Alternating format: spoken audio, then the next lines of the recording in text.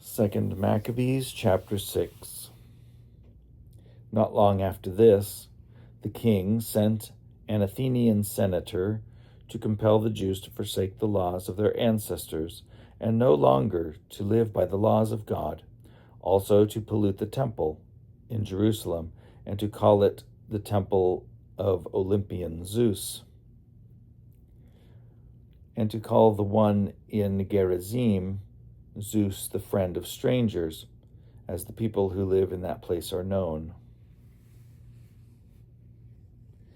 Harsh and utterly grievous was the onslaught of evil, for the temple was filled with debauchery and reveling by the nations, who dallied with prostitutes and had intercourse with women within the sacred precincts, and besides brought in things for sacrifice that were unfit. The altar was covered with abominable offerings that were forbidden by the laws. People could neither keep the Sabbath nor observe the festivals of their ancestors, nor so much as confess themselves to be Jews. On the monthly celebration of the king's birthday, the Jews were taken, under bitter constraint, to partake of the sacrifices.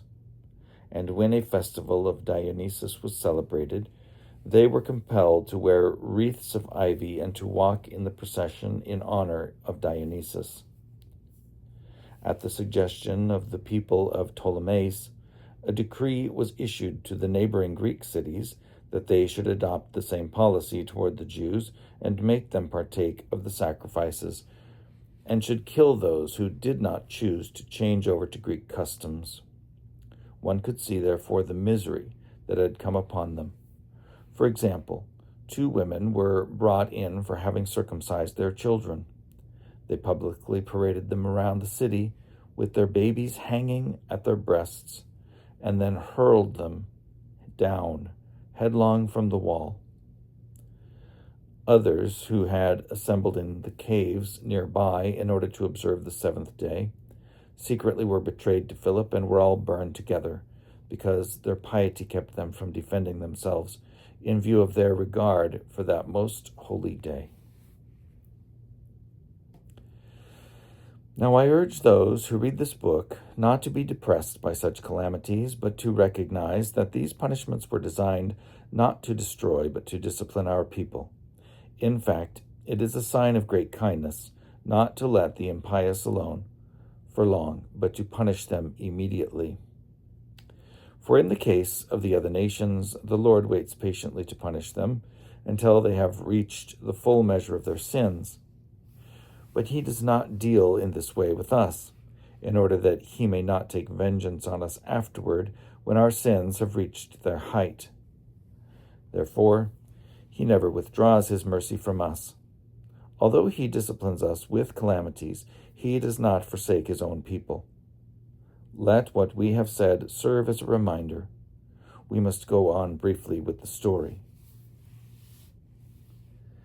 Eleazar, one of the scribes in high position, a man now advanced in age and of noble presence, was being forced to open his mouth to eat pig's flesh. But he, welcoming death with honor rather than life with pollution, went up to the rack of his own accord, spitting it out as all ought to go, who have the courage to refuse things that it is not right to taste, even for the natural love of life. Those who were in charge of that unlawful sacrifice took the man aside because of their long acquaintance with him, and privately urged him to bring meat of his own providing, proper for him to use, and to pretend that he was eating the flesh of the sacrificial meal that had been commanded by the king, so that by doing this he might be saved from death and be treated kindly on account of his old friendship with them. But, making a high resolve, worthy of his years, and the dignity of his old age, and the gray hairs that he had reached with distinction, and his excellent life even from childhood, and moreover, according to the holy God-given law, he declared himself quickly, telling them to send him to Hades. Such pretense is not worthy of our time of life, he said. For many of the young might suppose that Eleazar, in his 90th year, had gone over to a foreign way of life, and through my pretense, for the sake of living a brief moment longer, they would be led astray because of me, while I defile and disgrace my old age. Even if for the present I would avoid the punishment of mortals, yet whether I live or die, I will not escape the hands of the Almighty.